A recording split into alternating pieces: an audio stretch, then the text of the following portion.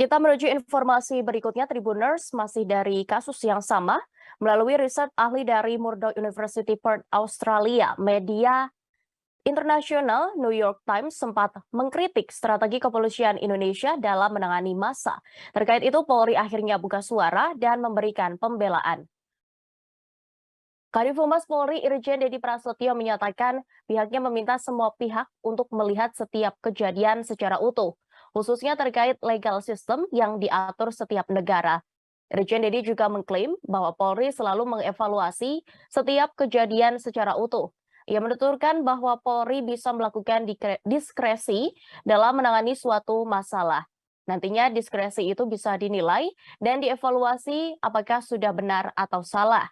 Dedi menambahkan bahwa pihaknya juga berkomitmen akan menindak anggotanya yang dinilai bersalah dalam kasus tersebut.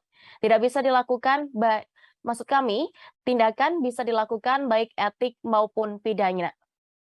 Sebelumnya, media ternama Amerika Serikat, New York Times, menilai kepolisian Indonesia sangat termiliterisasi, kurang terlatih dalam pengendalian massa.